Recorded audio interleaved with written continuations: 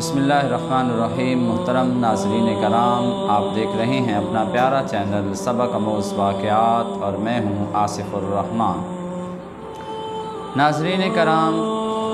جب مسجد نبوی کی تعمیر ہوئی اور اذان کی ابتدا ہوئی تو نبی محترم صلی اللہ علیہ وسلم نے حضرت بلال رضی اللہ تعالی عنہ کو مؤذن مقرر کیا۔ حضرت بلال جب اذان دیتے تھے تو ان کی آواز ایک تو بلند تھی اور دوسری اتنی دلکش آواز تھی کہ جیسے ہی لوگ اس آواز کو سنتے تو والہانہ طور پر مسجد نبوی کی طرف تشریف لے آتے۔ حضرت بلال رضی اللہ تعالیٰ عنہ اذان دیتے رہے حتیٰ کہ جب فتح مکہ ہوا تو اس وقت بھی نبی صلی اللہ علیہ وسلم نے حضرت بلال ہی کو حکم دیا کہ کعبہ کی چھت پہ چڑھ کے اذان دے، اور حضرت بلال رضی اللہ تعالیٰ عنہ اسی تسلسل کو جاری رکھا یہاں تک کہ 11 ہجری میں نبی محترم صلی اللہ علیہ وسلم کا وصال ہو گیا۔ جب حضرت بلال رضی اللہ تعالیٰ عنہ نبی صلی اللہ علیہ وسلم سے جدا ہوئے تو آپ کی جدائی برداشت نہ کر سکے اور دل برداشتہ ہو گئے، اور یہ تصور کہ جب میں اذان دیتا تھا اور رحمت دو عالم صلی اللہ علیہ وسلم مسجد سے باہر تشریف لاتے تھے، اب میں اذان دوں گا تو آپ صلی اللہ علیہ وسلم تو باہر تشریف نہیں لائیں گے، یہ تصور ان کے لیے جان لیوا تھا۔ اسی لیے سوچا کہ کیوں نہ میں اپنی بقیہ زندگی جہاد میں گزار دوں اور مدینہ کو چھوڑ کر شام چلا جاؤں۔ حضرت ابو بکر صدیق رضی اللہ تعالیٰ عنہ اس وقت خلیفہ تھے۔ حضرت بلال ان کے پاس آئے اور اجازت طلب کی کہ میں اپنی بقیہ زندگی جہاد میں گزارنا چاہتا ہوں اور میں شام جانا چاہتا ہوں۔ یہ بات جب حضرت ابو بکر صدیق رضی اللہ عنہ نے سنی، آپ نے فرمایا کہ بلال میری آخری عمر ہے، مجھے تمہاری شدید ضرورت ہے، لہذا اللہ کے واسطے مجھے چھوڑ کر نہ جاؤ۔ بلال کہنے لگے کہ آپ مجھے ایک سوال کا جواب دیجئے کہ آپ نے مجھے خریدا تھا اور پھر آزاد کیا تھا، کیا اللہ کی خاطر آزاد کیا تھا یا اس لیے آزاد کیا تھا کہ میں عمر بھر آپ کے ساتھ رہوں؟ صدیق اکبر کہنے لگے کہ میں نے تو تمہیں اللہ کی خاطر آزاد کیا تھا۔ حضرت بلال کہنے لگے تو پھر مجھے اجازت دیجئے کہ میں شام کے اس قافلے میں شریک ہو جاؤں اور اپنی بقیہ زندگی جہاد میں گزار دوں۔ صدیق اکبر رضی اللہ تعالیٰ عنہ نے جب اجازت دے دی تو حضرت بلال شام کے اس قافلے میں جو جہاد کے لیے جا رہا تھا اس میں شریک ہو گئے اور جہاد کرتے رہے، یہاں تک کہ جب دور فاروقی آیا اور بیت المقدس فتح ہوا تو حضرت عمر فاروق رضی اللہ تعالی عنہ نے بھی انہی سے اذان دلوائی، اور اس کے بعد جب شام کے مارکے ختم ہوئے تو حضرت بلال نے وہیں پر ایک گاؤں خولان میں رہائش رکھنا پسند کی اور مدینہ کو چھوڑ دیا۔ وہیں پر مسلسل رہے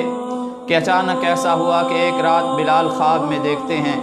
کہ نبی صلی اللہ علیہ وسلم تشریف لاتے ہیں اور فرماتے ہیں بلال اب تو تم نے ہمارے ہاں آنا ہی چھوڑ دیا۔ یہ بات جب اس عاشق صادق نے سنی تو لرز گئے، کانپ گئے اور بے ساختہ مدینے کی طرف رخت سفر باندھا۔ جب مدینہ میں پہنچے تو مدینہ کے لوگوں نے بڑا استقبال کیا، اور جیسے ہی بلال کو دیکھا نبی صلی اللہ علیہ وسلم کا دور سامنے آیا تو مدینہ کے لوگ ان کے آنسو جاری ہو گئے، والہانہ رونے لگے اور بلال سے لپٹنے لگے۔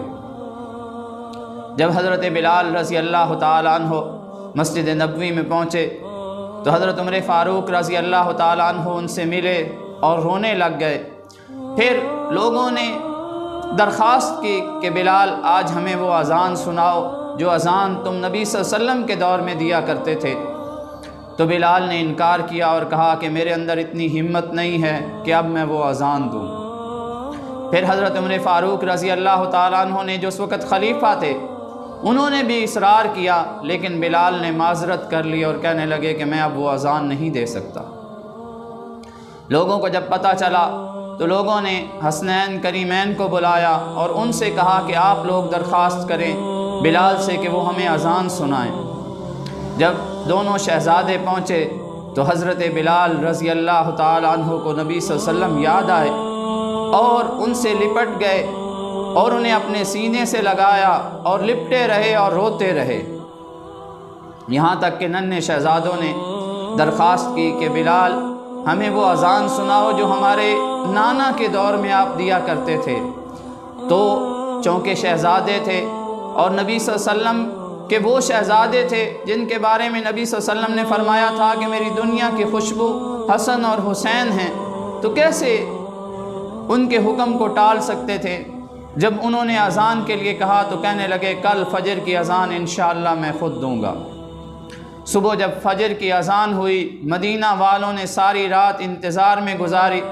اور صبح ہوتے ہی لوگ مسجد کے ارد گرد جمع ہو گئے۔ جب بلال رضی اللہ تعالیٰ عنہ مسجد کی چھت پہ چڑھے اور اذان شروع کی اور اشہد ان محمد رسول اللہ کہتے ہوئے نبی صلی اللہ علیہ وسلم کے روضے مبارک کی طرف جب اشارہ کیا تو پردہ نشین عورتیں باہر آ کر والہانہ انداز میں رونے لگی۔ سارا مدینہ غم میں ڈوب گیا، سارے مدینے میں لوگ رو رہے تھے اور نبی صلی اللہ علیہ وسلم کے دور کو یاد کر رہے تھے،